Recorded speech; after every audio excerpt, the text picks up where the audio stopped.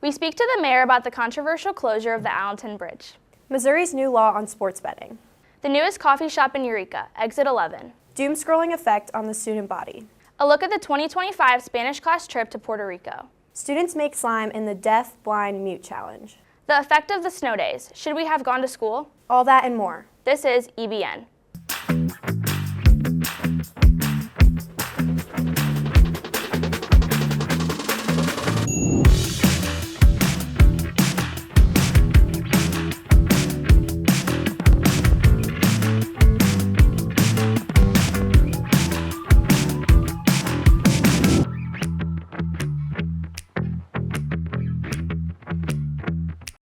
Thanks for joining us for our January broadcast. I'm Eloise Eichels, joined alongside Bailey Flanagan.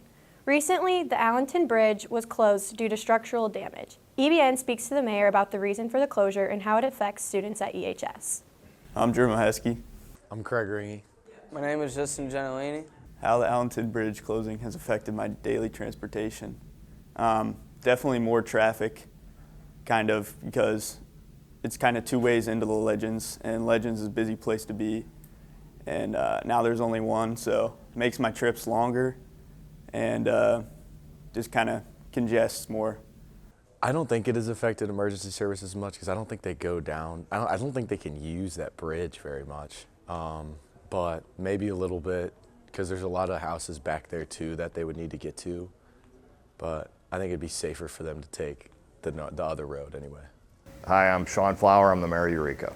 Emergency services, it kind of depends on what the service is. The bridge has been in such bad shape for so long that like a fire truck or anything heavy can't go over it, but it is delaying. It will cause the ambulances and that to have maybe, I think the last time I asked them, it was maybe a 6 to 8 minute delay, depending on how far back you were. So if you're way in the back of Allenton, it could be higher, but if you're at Ashton Woods or you're somewhere else, it really doesn't have an impact. My overall view of the closing of the bridge is probably that I'm okay with it closing because I didn't think it was very safe, but I think they need to actually build a new one and not just leave it as what it is, which is what they're doing right now. So. The Allenton Bridge has been used, in my memory, I think it's been there 50 or 60 years. Well, the bridge has been in bad shape for a while, so there's been quite a few changes made to it to try and shore it up. The last round of changes, you might have seen down there, we had lights that were put on it. So the basic issue with it was the middle of it was strong, the outsides were getting real weak. So if we limited it to one lane traffic and put the cones up on the side, they would let you drive over it in the middle, and we got about an extra 4 or 5 years out of it by doing that.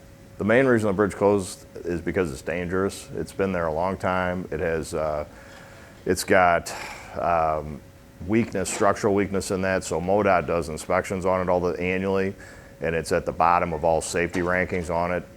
We've kept it along as much as we can, but the bottom line is if people keep driving on it, they're afraid it's going to fall. The limiting factor there is we have two railroads that are bisecting that, and they have pretty much unlimited jurisdiction on what goes over their bridges, so we have limits on what we can do because they regulate it 100%. I think they should have fixed the bridge instead of building a new city hall.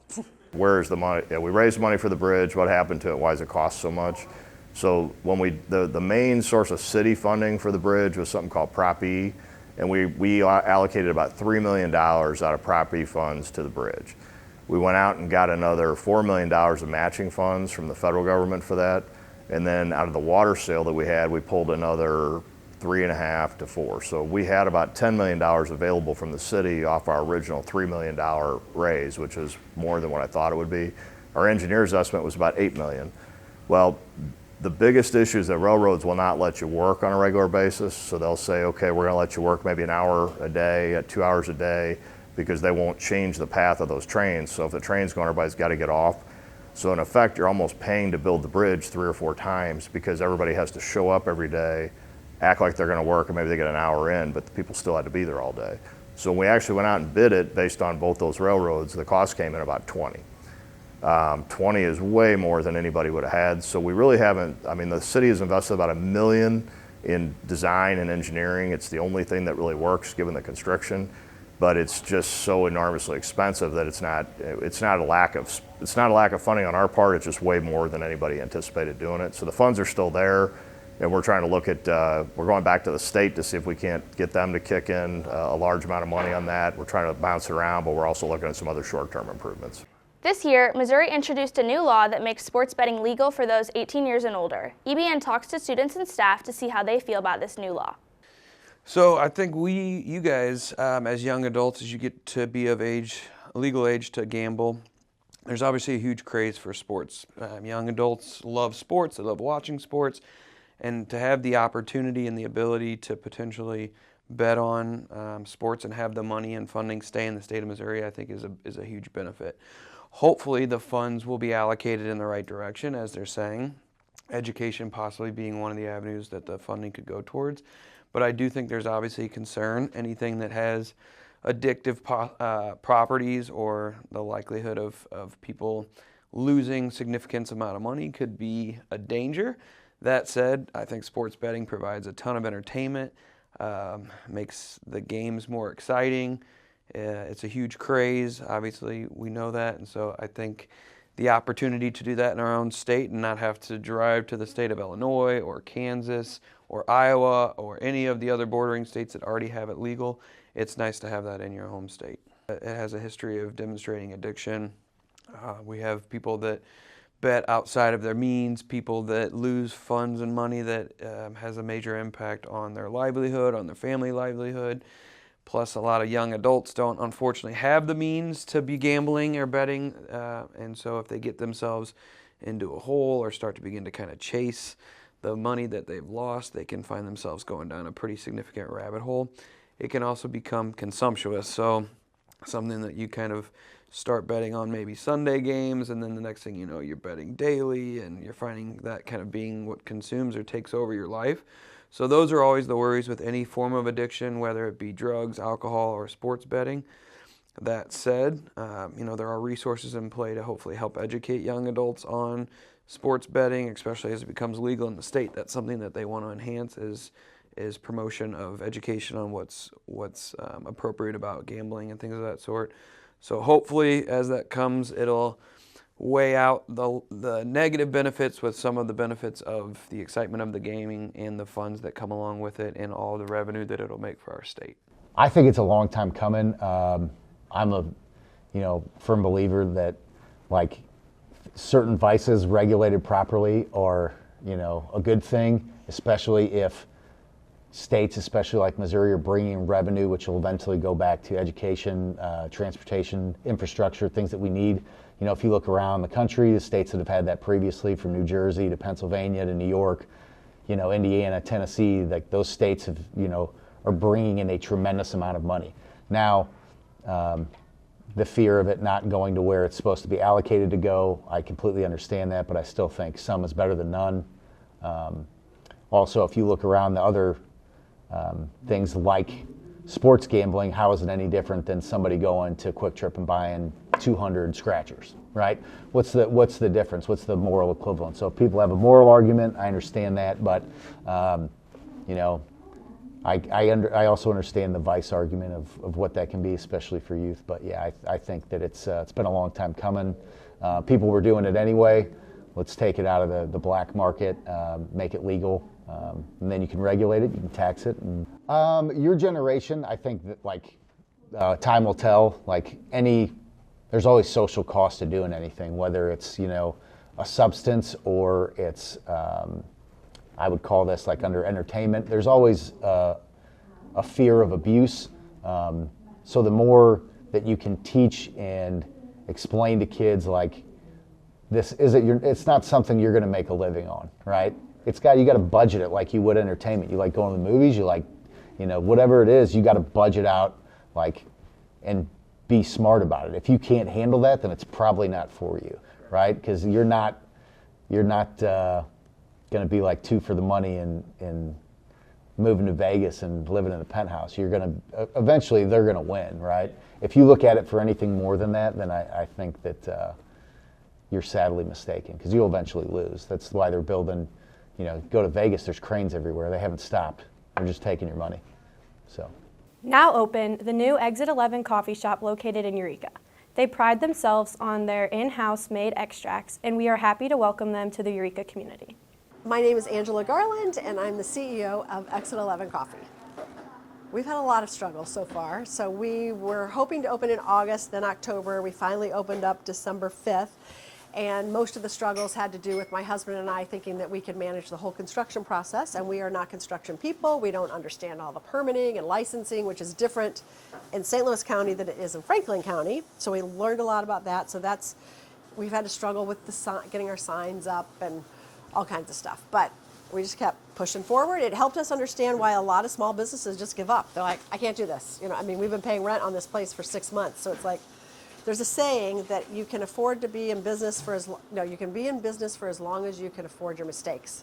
And so it's like, thank goodness we have other locations that can kind of help sustain us while we figure it out here. But our goals for the future are to, number one, extend the hours here. So with every location that we open, we start just opening up until 2. And once people find us and figure out the flow and understand what we're all about and fall in love with us, then we extend it to 6 p.m., being open until 6 p.m. So that's the first goal. And then, of course, we have goals we're waiting on signage to arrive and pavement to be painted and some better directional signage and things like that. But we're here for the long haul. We've signed a 10-year lease. So, as a company, it's to build more stores like this in communities like Eureka. Our best-selling drink is our caramel macchiato. You can get it iced or hot. And it's made with our bourbon vanilla syrup. So we make that in-house. We actually make it from scratch from the actual vanilla beans, and we put it in alcohol, and it steeps, and it turns into extract, and then we add it with our organic sugar and water, and it becomes a really tasty drink. We make our Spanish vanilla, our bourbon vanilla, our coconut, hazelnut, our cinnamon dolce. We also make a strawberry, and we make our peppermint, when it's peppermint mocha time, which I think we can get a peppermint mocha now through February, so get your peppermint mocha. This generation faces an epidemic known as doom scrolling. EBN gives some of our students a brain rot test to see how chronically online our students are. Hands down. What are you guys doing, bro? Stop scrolling. What's up, guys? Today we're going to do a story on brain rot. We're going to see how rotted Eureka High School is. Stop scrolling.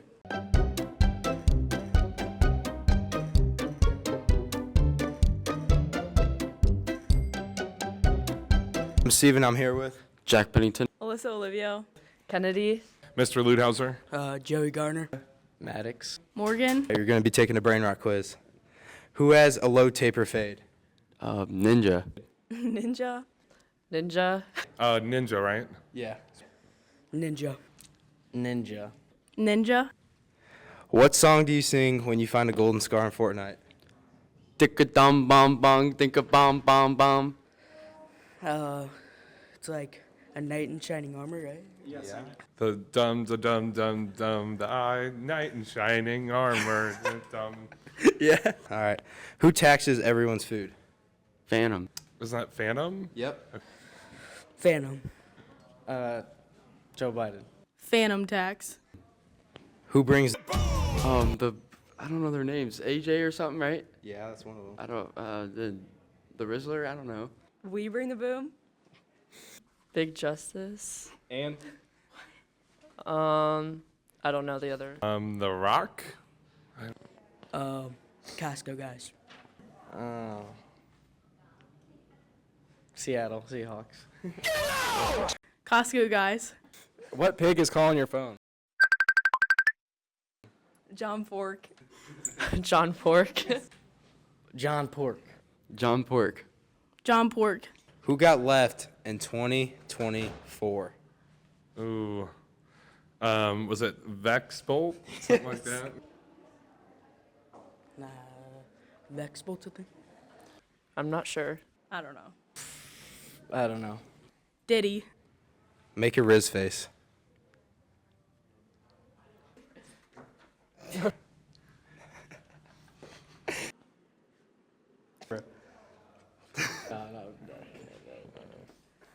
All right. Who'd Baby Gronk riz up? Livy Dunn. Libby Dunn. Who's this picture of? Chill guy. The chill guy. Chill guy? Okay, who's that picture of? Recreate the TikTok res party.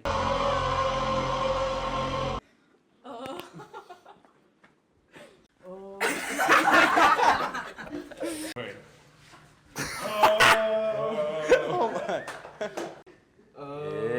Yeah, all right, good work.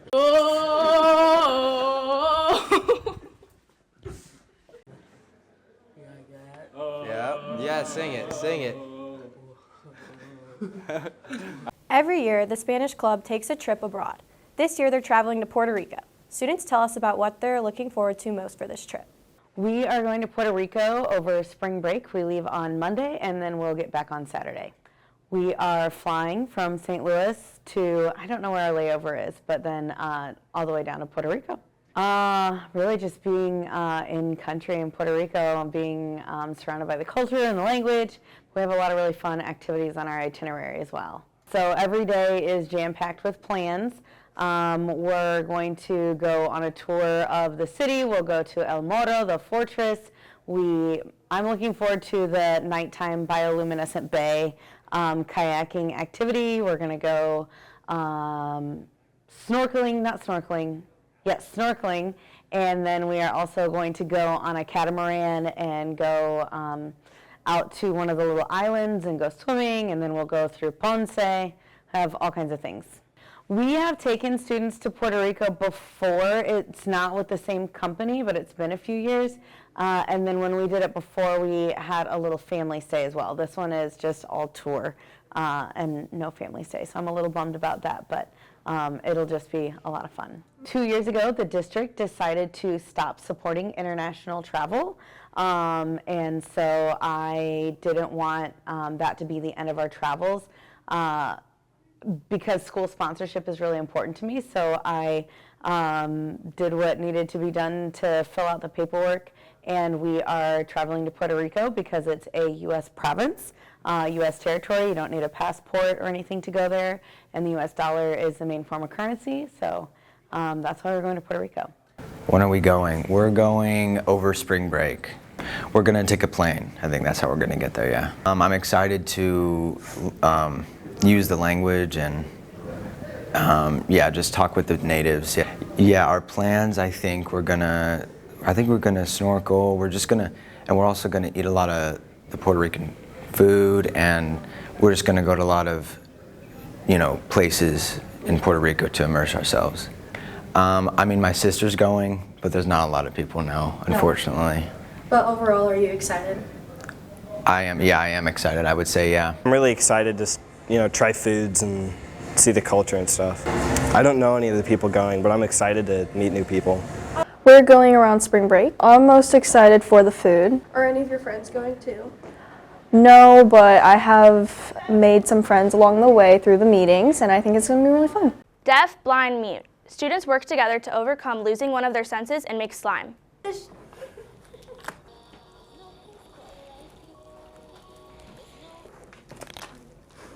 Stop! I'm making slime today. I'm blind.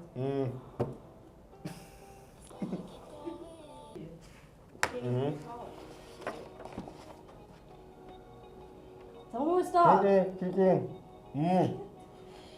Tell me when to stop.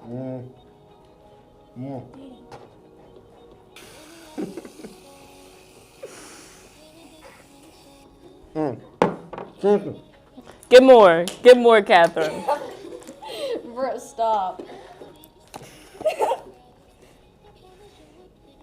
Mariah. Spray it.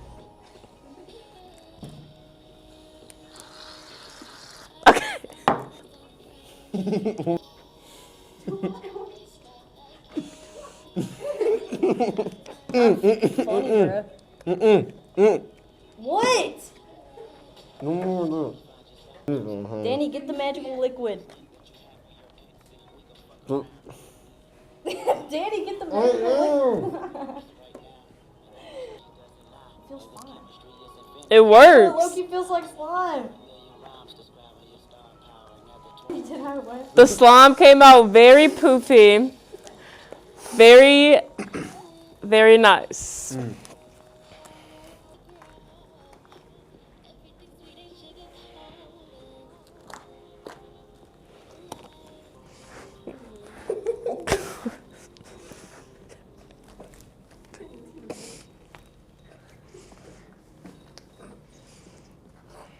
Annie, what is funny?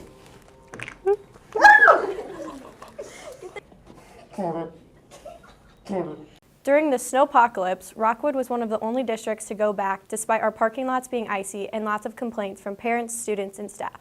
We look at how students felt about this lack of snow day. Snow day, inclement weather day, it has to do with whether or not the roads are passable, if it's safe to come to school, the road conditions themselves, the actual precipitation that's coming down, whether it happened to be ice or snow, all these things come into factors. The area superintendents make those decisions.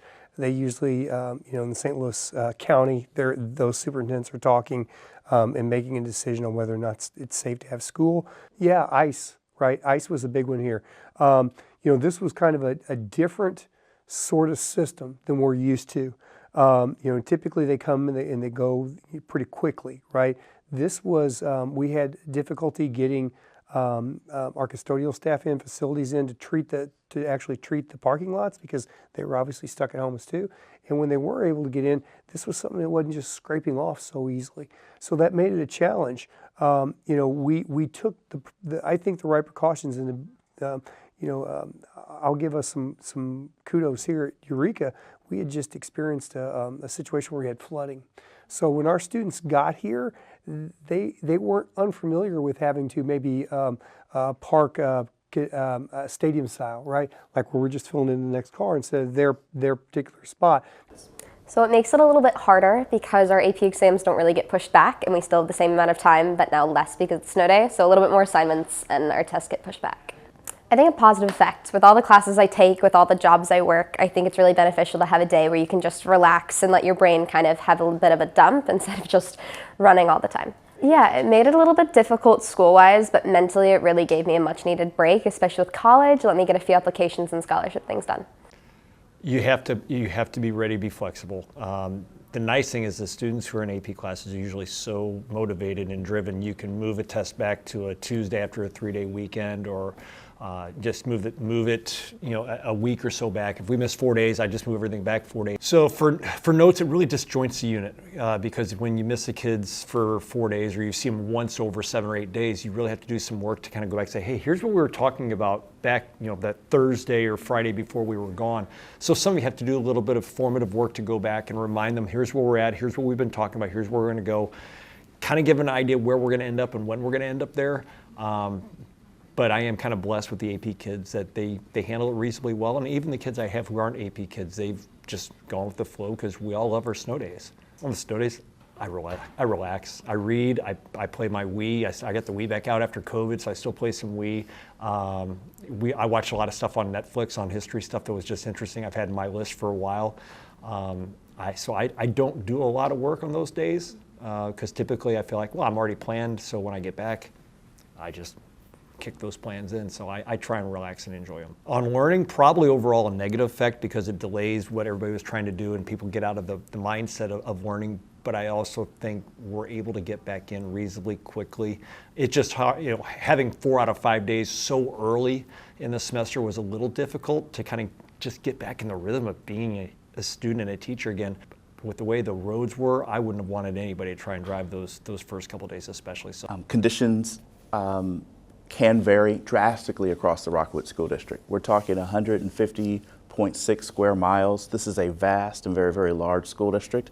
And there have been many days when it has not even been a situation of inclement weather or not, where literally conditions look different from one end of our district to the next. But quite honestly, it takes that depth of involvement, investigation, and preparation for us to do the best that we can to keep everyone as safe as we possibly can. There isn't a single school. So if students were curious, is there a single school that is used to make that determination of being in school or not? There is not one.